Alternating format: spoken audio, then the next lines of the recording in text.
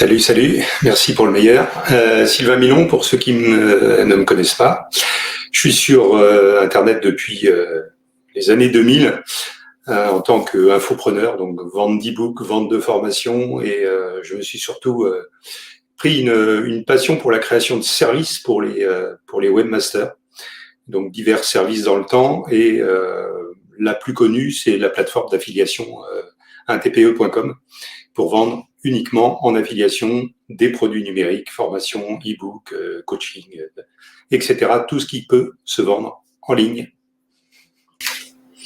Ouais, mais je vais pas intervenir là-dessus. Je vais revenir aux bases parce que dans les interventions, on a eu pas mal d'acronymes et de termes anglophones.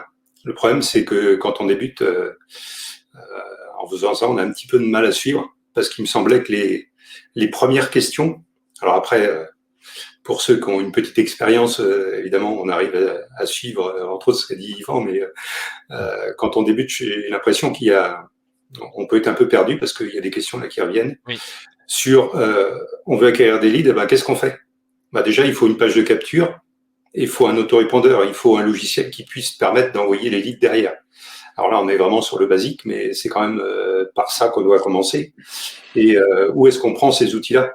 Est-ce qu'on les prend sur les outils tout intégrés, donc System.io, LearnyBox et compagnie? Ou est-ce qu'on prend un autorépondeur dédié, comme SG Autorépondeur, SG Autorépondeur, Aweber, GetResponse? Quel choix faire? Est-ce que on prend un système intégré et on y intègre un autorépondeur externe? Là, j'ai vu passer un commentaire d'une personne qui disait que sur son système tout intégré, il avait été banni de l'envoi d'emails. Moi, j'aurais plutôt tendance à dire, même si c'est un peu plus compliqué, vaut mieux avoir un autorépondeur dédié. Parce que, à moins de faire de grosses conneries, en général, ils sont moins exigeants, ils ont des plages d'IP, c'est-à-dire différentes adresses avec lesquelles qu'ils possèdent en nombre, avec lesquelles ils envoient les emails, et vous avez moins de chances parce qu'ils répartissent l'envoi des emails, des messages sur plein d'adresses différentes, de vous faire complètement bloquer le compte, d'avoir des avertissements, on vous demande de changer ci ou ça parce que vous passez en spam ou autre. Mais je pense qu'il est moins dangereux de passer par un autorépondeur dédié qui a forcément un coût en plus, que de passer par des systèmes tout en un, où si on vous bloque, on peut même vous fermer votre compte. Et là, vous passez, vous perdez à la fois le compte, les pages que vous avez créées, éventuellement les formations qui sont dedans, etc. Donc, ça me paraît un peu plus dangereux. Après, ça n'est que mon avis personnel. Mais pour répondre aux premières questions qui sont apparues, comment on débute? On commence déjà par mettre en place ou se faire aider pour mettre en place un système qui peut capturer ces emails, donc en faire des listes à qui on peut écrire ensuite, et commencer à créer à partir de là son système de vente avec, comme le disait Yvan, un tunnel de vente, tester des vidéos, des pages texte, etc. Mais la base, c'est quand même de mettre en place d'abord le système et ensuite de créer le système marketing qui va bien aller derrière. Je ne sais pas si j'ai été très, très clair, mais tu peux le faire aussi sur YouTube, tu peux le faire sur Telegram. T'as plein de possibilités de le faire, de trouver, finalement, c'est de monter une communauté, d'avoir des prospects qui sont intéressés par le produit que tu veux proposer et y aller directement avec le lien d'affiliation, voir si ça transforme avant de monter tout un autre système. Ah, non, c'est pas ça, c'est que la question me gêne, c'est pas forcément qu'est-ce qui fonctionne le mieux, c'est combien vous pouvez gagner. C'est que sur l'affiliation, tout à l'heure, Gabriel, tu parlais de l'affiliation Amazon. Il y a longtemps que j'en ai pas fait, j'ai plus de compte, mais il me semble que les commissions, c'est entre 3 et 10% maxi. Ouais, vraiment maximum, ouais. Donc, en vendant un couteau suisse à 20 euros, finalement, vous n'allez rien gagner. C'est bien sur du gros volume, ou si vous avez vraiment du trafic généraliste, que vous avez, qui n'est pas vraiment ciblé, qui peut s'adresser à une cible assez large et que vous arrivez à définir quel produit fonctionne le mieux sur cette cible-là, produit physique. Éventuellement, vous pouvez y aller sur des produits Amazon ou alors créer un blog, mais là, on rentre dans un système plus compliqué, thématique sur les aquariums et vendent tous les accessoires d'aquarium. Mais n'empêche que les commissions sur les produits physiques sont beaucoup plus faibles que sur les produits numériques. Là, on vend tous des produits numériques. En général, les commissions, c'est entre, allez, on va dire 30%.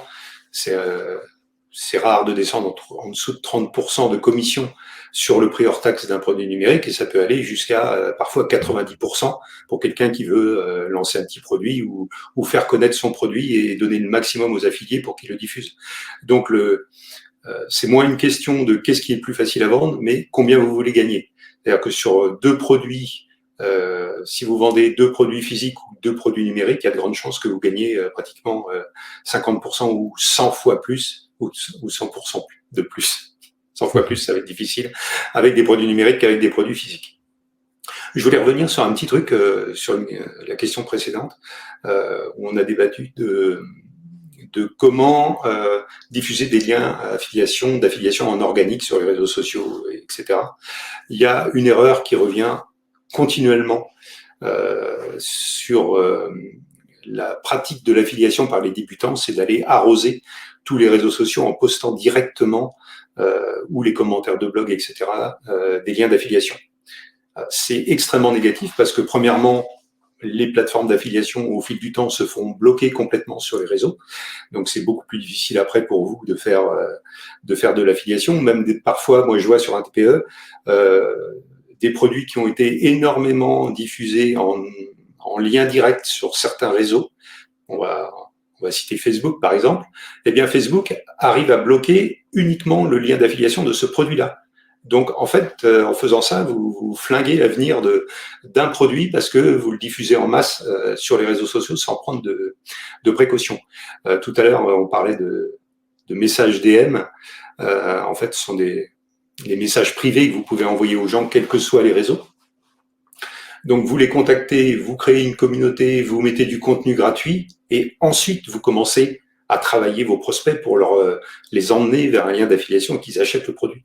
Mais évitez de balancer directement des liens d'affiliation en disant plus je vais en diffuser, plus je vais en balancer partout et plus je vais avoir de ventes. En général, si vous faites ça, c'est zéro vente. Les gens qui vont vous acheter, ce sont des gens qui vont vous faire confiance. Donc des gens qui ont déjà une relation avec vous, qui ont vu votre contenu gratuit, qui vous ont vu intervenir sur des groupes Facebook, créer un compte TikTok sur une thématique particulière ou un compte Facebook, un compte YouTube par exemple, où vous mettez du contenu intéressant, du contenu pertinent dans une thématique. Et là, vous allez pouvoir commencer à rentrer en contact avec vos prospects et les envoyer vers les pages de vente de produits en affiliation. Mais surtout pas avant. Parce que vous grillez le produit, vous grillez vos chances de leur vendre quoi que ce soit, et en plus, vous pouvez même vous faire fermer vos comptes sur les réseaux sociaux. Voilà. C'était une parenthèse. Parfait. J'ai vu une question qui passait, si je peux me permettre, un peu dans la continuité de ce dont on vient de débattre. C'est Stéphane Munier qui a demandé 2 fois si on doit tester les produits que l'on vend en affiliation. Alors moi, je vais vous laisser répondre. Je répondrai simplement, c'est à la fois une question d'éthique. Il y a des personnes qui veulent absolument acheter et tester les produits avant de les vendre. Moi, je travaille souvent avec des partenariats, donc je fais confiance aux personnes qui me proposent d'envoyer du trafic sur leurs produits. Mais effectivement, ça peut être un débat. Est-ce qu'on doit vraiment bien connaître le produit que l'on diffuse, ou est-ce qu'on doit faire absolument confiance presque de façon aveugle au vendeur qui va nous proposer une affiliation? Déjà, toi, ça risque de te coûter un petit peu cher avec toute l'affiliation que tu envoies tout le temps. Si tu devais acheter tous les produits, mec, tu ferais pas beaucoup d'argent, je crois. Je demandais l'accès gratuit. J'allais dire, il y a peu de temps, il y a quelques jours, on a discuté avec Tom des douleurs des gens. Et effectivement, les douleurs auxquelles on pense le plus, c'est la perte de poids, gagner de l'argent, trouver une compagne ou un compagnon. Mais il y a aussi d'autres douleurs en dehors des problèmes qui sont liés à des modes. Là, comment se servir de l'IA, effectivement, c'est à la mode en ce moment et il y a un gros marché dessus, mais ça risque de se tasser dans le temps ou avec les outils qui vont être développés.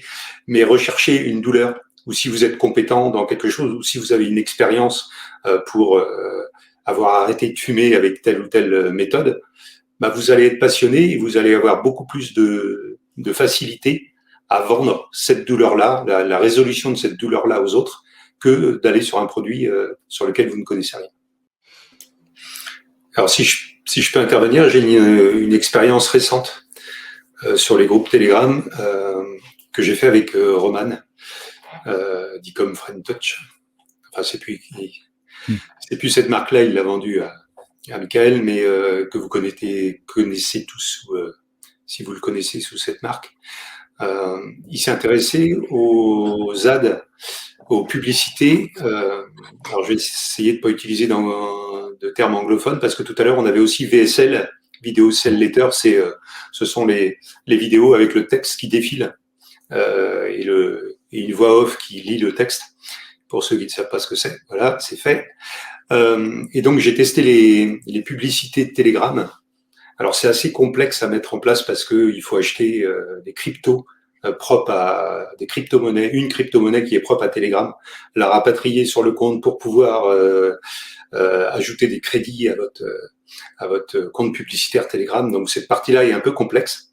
Sauf que pour compléter ce que disait Alexis, c'est encore plus facile que d'aller contacter les groupes avec beaucoup de personnes. C'est que vous ne pouvez faire de la publicité sur Telegram qu'en visant des comptes qui ont plus de 1000 abonnés actifs.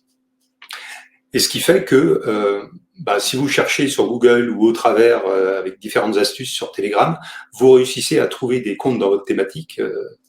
Dans la thématique que vous visez, on va prendre le turf, par exemple, les paris hippiques. Il y a pas mal de comptes avec 1000, 2000, 5000, 10 000, voire 50 000 abonnés. Et vous pouvez viser uniquement ces comptes-là avec votre publicité. Et donc, vous allez aller prendre, finalement, vous allez aller voler, entre guillemets, les abonnés de ces comptes Telegram-là pour les rapatrier dans votre compte Telegram à vous.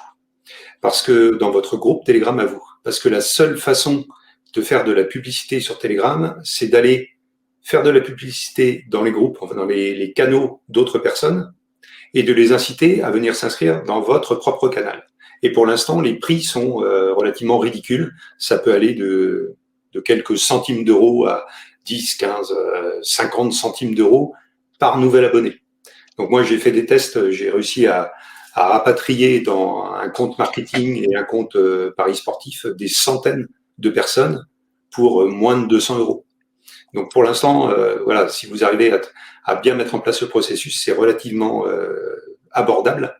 Et ensuite, eh bien, comme vous avez un groupe, un canal Telegram qui parle de tel sujet, de telle thématique, ben là, vous avez un début de communauté. Vous pouvez continuer comme ça pendant des mois à éventuellement faire de la publicité si vous rentabilisez et que vous pouvez utiliser cet argent-là pour grossir votre compte Telegram.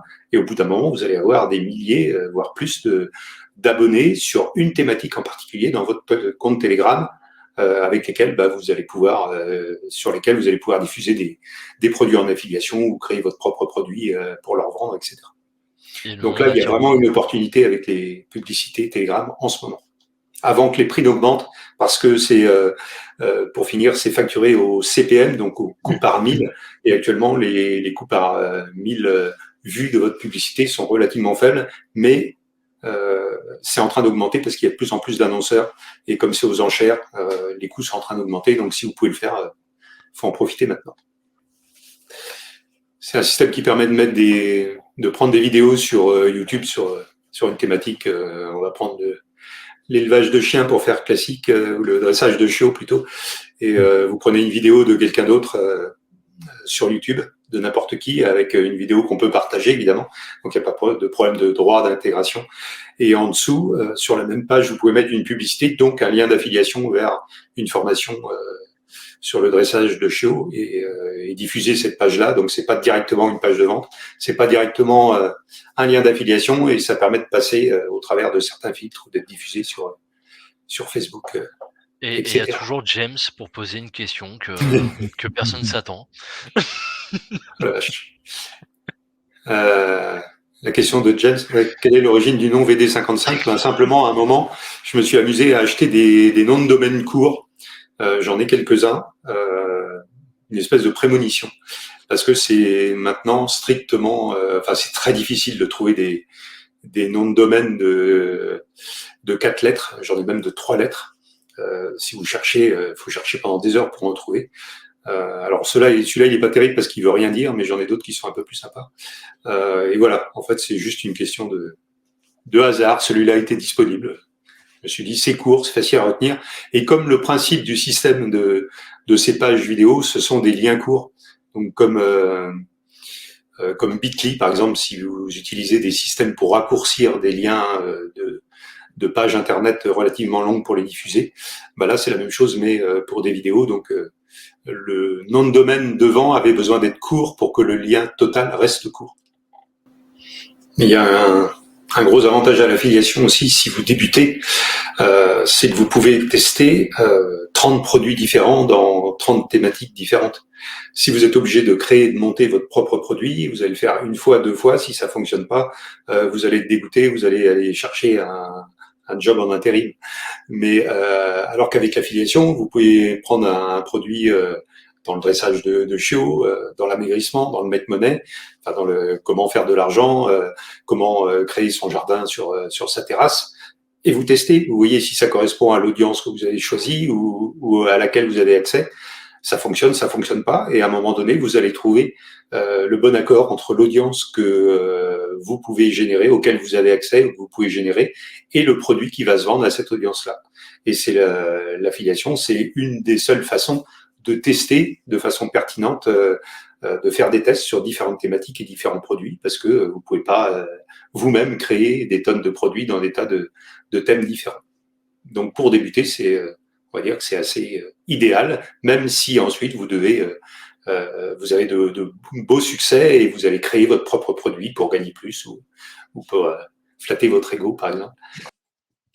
Et malheureusement, pour être un peu critique, dans les, on va dire, 5 ou 7 dernières années, il y a eu beaucoup de formations et d'incitations auprès des prospects et des débutants à créer leurs propres produits. L'inconvénient de ça, comme disait Tom tout de suite, c'est que ça prend énormément de temps. Et on a vu pas mal de personnes dépenser beaucoup d'argent, passer énormément de temps, acheter X formations pour pouvoir créer leurs propres produits, qui à la fin ne se vendaient pas parce que soit il n'y avait pas de marché, soit ils sont incapables de faire du marketing. Il y a une chose importante aussi, alors ça me vient en le disant, c'est lorsque vous apprenez à faire du marketing, que vous le faites pour votre propre produit ou vous le fassiez pour un produit en affiliation, il va falloir que vous ayez les mêmes capacités d'inciter vos prospects à acheter le produit. Sauf que si vous commencez à créer un produit et que vous n'avez aucune compétence en marketing, vous allez faire le même chemin, sauf que vous allez passer 1, 2, 3, 4 mois et parfois plus à créer un produit, et vous allez ensuite être obligé d'attendre, de faire des tests, de peaufiner votre marketing, de parfois ne pas y arriver ou d'avoir créé un produit qui ne correspond à personne avant de toucher vos premiers revenus. Alors que si vous apprenez à créer vos tunnels de vente ou en tout cas vos actions marketing de façon à vendre un produit en affiliation, eh bien vous allez toucher beaucoup plus rapidement de l'argent grâce aux commissions. Donc si vous n'êtes pas sûr de votre produit, si vous n'êtes pas dans une niche, on va dire, qui déjà génère de l'argent et que vous voulez créer votre propre produit, essayez d'abord de trouver un produit plus ou moins équivalent ou dans la même thématique à vendre en affiliation et testez vos connaissances en marketing, testez vos capacités à vendre. Si vous n'y arrivez pas, c'est pas la peine de vous lancer dans 3 mois de création de produit, parce qu'une fois votre produit créé, ben, il va pas se vendre plus qu'un produit en affiliation que vous n'avez pas réussi à vendre. Et malheureusement, c'est quelque chose qu'on voit très très souvent. J'étais en train de répondre par écrit en disant que la plupart, à part passer par des gros systèmes d'ads qui font les intermédiaires et qui posent des cookies pour les autres, en fait, la plupart des plateformes d'affiliation que vont utiliser les affiliés, en tout cas les gens qui sont là, et même celles qu'on utilise nous, posent leurs propres cookies à eux. Donc ce sont les cookies tiers, c'est-à-dire les cookies qui sont posés par un site qui est différent que celui sur lequel vous êtes. Ceux-là vont être supprimés. Par contre, quand vous passez par un lien d'affiliation, en fait, le lien d'affiliation est le lien d'affiliation de la plateforme, que ce soit un TPE, Clickbank, ou je sais pas, System.io, et c'est ce site-là qui pose le cookie. Donc ceux-là ne vont pas être supprimés et vont continuer encore à fonctionner. Pour combien de temps? On ne sait pas, mais en tout cas, on va pas être impacté par cette suppression des cookies tiers. Pas pour l'instant. Donc finalement, c'est juste un ajout de sécurité au navigateur.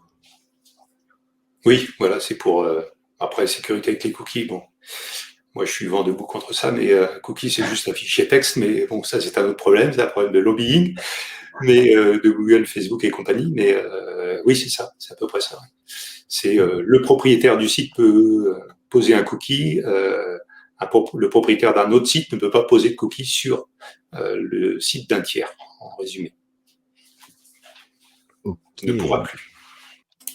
Après, on voit souvent quand même des gens qui sont à la fois dans le développement personnel et l'ésotérisme et qui font aussi du make money prendre des pseudos. Parce que ce sont deux catégories qui souvent, en partie, sont incompatibles. En tout cas, ésotérisme souvent, qui voit d'un mauvais œil le make money comme les vilains gourous qui veulent gagner de l'argent facilement, etc. Donc on a vu plusieurs d'entre nous des gens faire la promotion de ces deux thématiques-là, entre autres, avec en prenant un pseudo sur une des deux pour pas être totalement reconnu. On va dire ça comme ça. Il y a un truc aussi dont on ne parle pas, et malgré tout, si on est ici, c'est quand même parce qu'on est invité par Christopher et Christina de MaxiWeb. Il y a une question qu'on peut se poser quand on commence à avoir un tunnel de vente qui fonctionne. Alors pour l'affiliation, c'est peut-être un peu compliqué, peut-être sur des produits un peu haut de gamme à partir d'un certain prix pour avoir une commission qui soit suffisante. Mais lorsque vous débutez à faire de la publicité sur les réseaux, il y a de grandes chances que vous dépensiez pas mal d'argent pour avoir des leads, c'est-à-dire une inscription sur un formulaire d'inscription d'un email et d'un prénom d'un de vos prospects, qui va vous coûter un bras. On peut monter à plusieurs, parfois jusqu'à 5, 10 ou même 20 euros si vous êtes sur une thématique qui est un petit peu chère sur les plateformes de publicité, ou si vous n'êtes pas vraiment doué à mettre en place des publicités performantes. La question que vous pouvez vous poser, si vous avez déjà un produit qui fonctionne, c'est pourquoi je n'achèterai pas directement des leads, puisque c'est le métier de MaxiWeb. Et parfois, acheter des leads, alors tu vas me corriger Christopher, mais il me semble que on va dire que le prix moyen sur, en tout cas pour les infopreneurs, c'est à peu près 2,50 €.